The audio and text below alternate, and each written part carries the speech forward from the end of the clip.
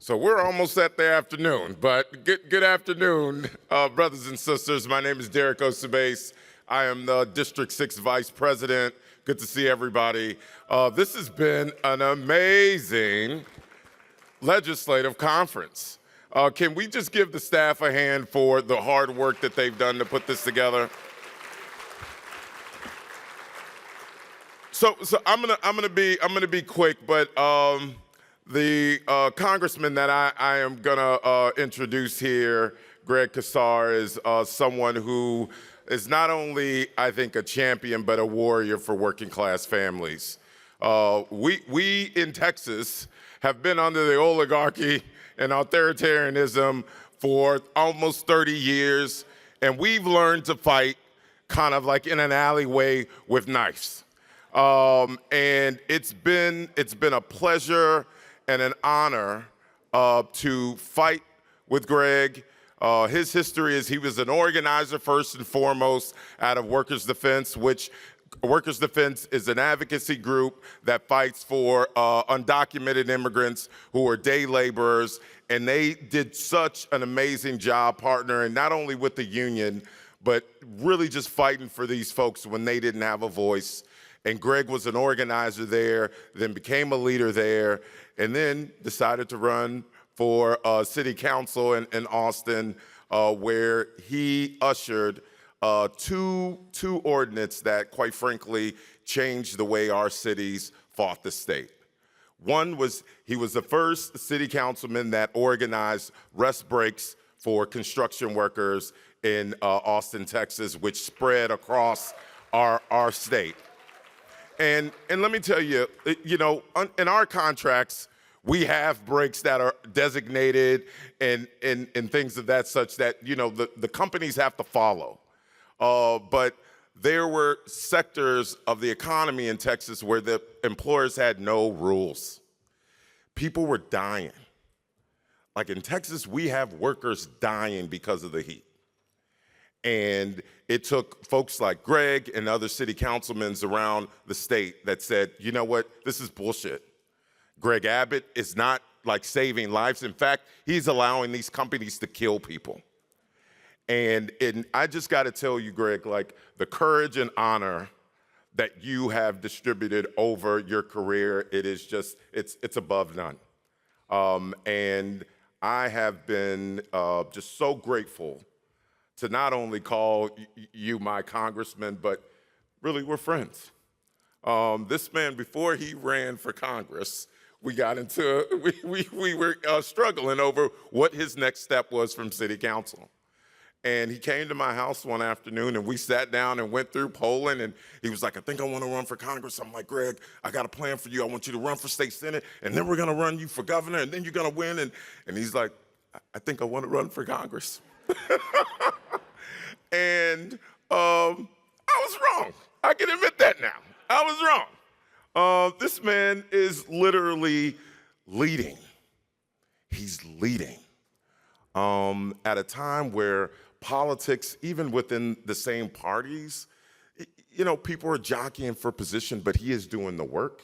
He is organizing. Because he's an organizer in Congress, he now leads the Progressive Caucus. And Greg, I just can't tell you how proud of you I am. So I would like to introduce my congressman, Greg Casar.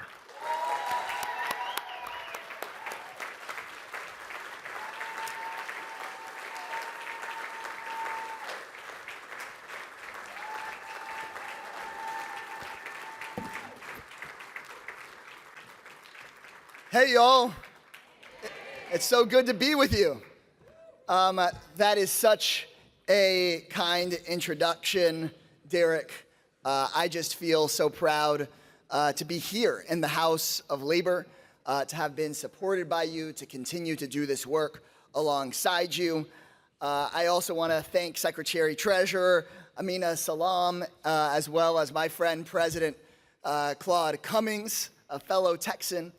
Just to get this out of the way, as a Texan, I do want to apologize to any New York City members for what the Spurs are going to do to the Knicks tomorrow night. I just want to kind of get that out of the way. Sorry, we'll get back to the program. We'll get back to the program, guys. The main part of the program, as you see folks standing here behind us, is a very important announcement that I want to share here and kick off at your legislative conference. But before we get to that, I want to share just one story. As Derrick mentioned, before I was a city council member, before I was in Congress, I was an organizer on construction sites. My job was to help get immigrant workers into the union movement in Texas. We organized jobs, we organized training programs, we organized membership meetings. Our biggest ones were around big boxing match nights. And we also organized funerals and vigils for our members who had been killed on the job in the deadliest state for workers in America. And I learned from all of those experiences, but before we make today's announcement, I want to share with you the one that I learned from the most. This developer was going to build the biggest convention center hotel in the entire state, right in the heart of my city of Austin, Texas. Huge project, thousands of jobs. And the city, this is before I was at the city gave them huge amounts of subsidies, millions of dollars in support. And the law then required that this developer pay the workers union wages. But the developer decided they didn't want to follow the law. And they actually went to the mayor and said, look, we've broken the law and we've decided we're going to keep on breaking the law. We're not going to pay people union wages. But, they said, we want to cut a deal with you and pay some of the lowest paid workers a little bit more. But if you're in a skilled craft or in the union, you're shit out of luck. And now it was our members, as Derrick described, many of them Spanish speakers, some of them undocumented, who worked those lower wage jobs. They were the ones being offered a deal. So we called a meeting, and I'll never forget what happened. Many people, like I mentioned, who are members spoke in Spanish, some undocumented. Some of them had money on the line, money that they could use.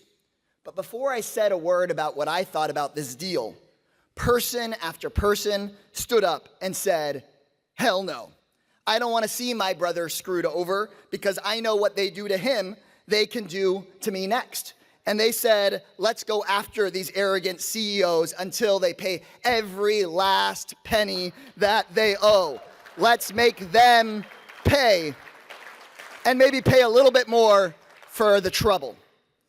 And we did. We organized, we fought, we brought the union movement together with CWA at the center and made them pay millions. And then we made them pay more when we guaranteed rest breaks for every worker in our community. We made them pay more when we guaranteed paid sick time for every worker in our community, union and non-union. We made them pay more when we organized our mental health workers into CWA in Austin, Texas. We made them pay more when we took on the semiconductor manufacturers and said, even if you're building something we really need in this country, those workers deserve a union contract. We made them pay more when we said at our airports, whether you're a baggage handler or you work in security or whether you are a flight attendant or a janitor, you deserve a living wage and a union contract.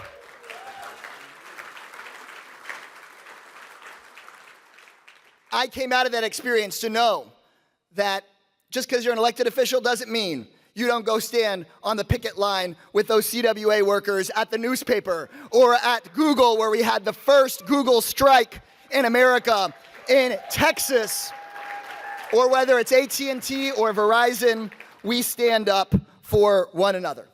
All that is to say, I learned that when working people refuse to be divided, refuse to take the scummy deal, refuse to step on one another, that we win. And that's how we make big change. And so now with your support, CWA, that little labor organizer is now a member of Congress and the chair of the Progressive Caucus.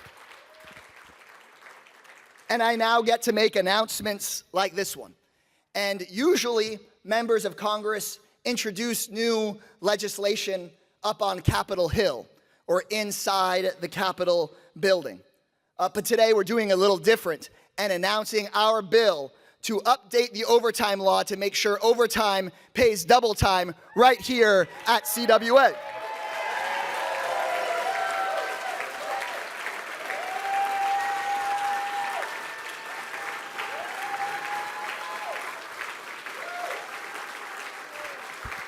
Hell yeah.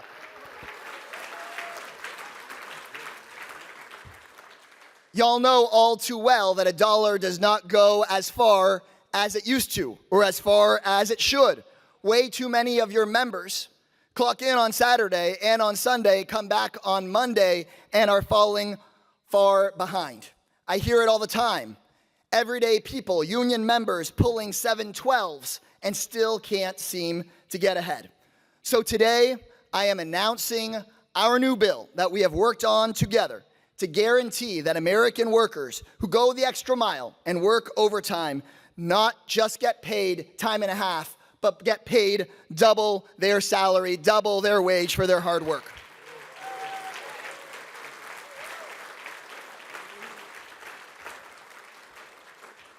And I'm not alone. We have the support of many in the union movement. My co-authors are Congresswoman Pramila Jayapal and Congressman Stephen Horsford, who some of y'all may know. And like I said, typically members of Congress make this kind of announcement in the halls of power, but I know that real power comes from working people, comes from the labor movement who passed the Fair Labor Standards Act, the 40-hour work week, and overtime in the first place. It was the labor movement, it was people just like us who passed this. But the unfortunate news is that since 1938, corporations' profits have kept going up, but wages have not kept going up. And that the labor movement passed this law, the overtime law, in 1938, but we have not updated how much it pays since 1938. 88 years. Prices have gone up, profits have gone up, CEO pay has gone up, but the overtime rate has stayed the same. And it's time for that to change. Big corporations take advantage. They understaff. They assume workers will just pick up the slack. But 2026 is the year we start to change that, with the simple idea that when you work hard in America, you should be able to get your family ahead, pay the bills, take a vacation, provide for your kids, and save some for retirement. You should be working hard so that you can make it, not just so a CEO can buy another yacht. What do we think, CWA?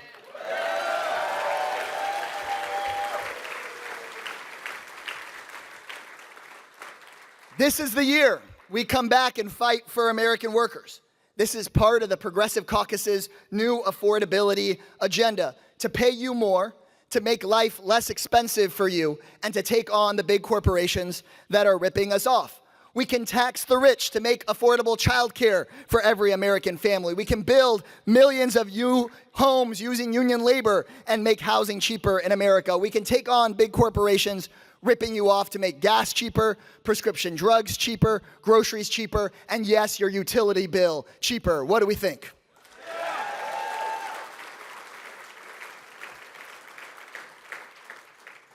And to get there, I'm willing to say that we need to make some changes to my own party that I love, the Democratic Party.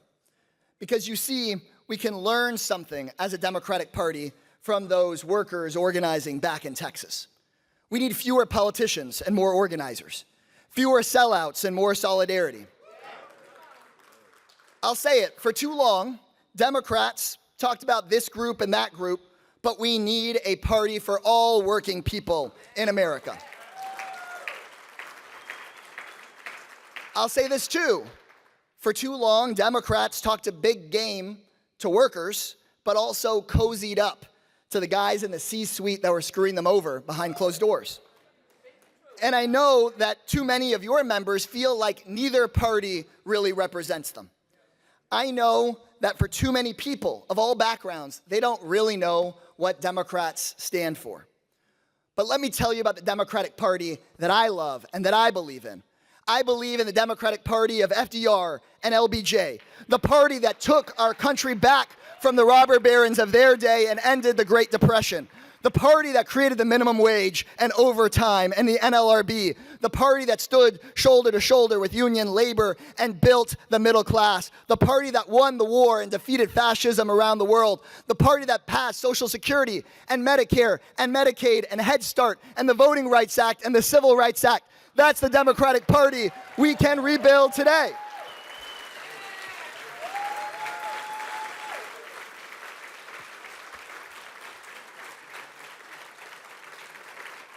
We can get that started by passing overtime at double the rate. We can get that started this very year, this very week. We can get there if we stand together. Not by letting them pit us against each other while they rob us blind, because it is not solidarity for me. It's not solidarity for a few. It's not solidarity when it makes us feel comfortable.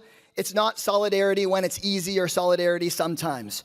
It's solidarity forever, my CWA brothers and sisters, and that's the way forward. Thank you guys so much. Let's go get them.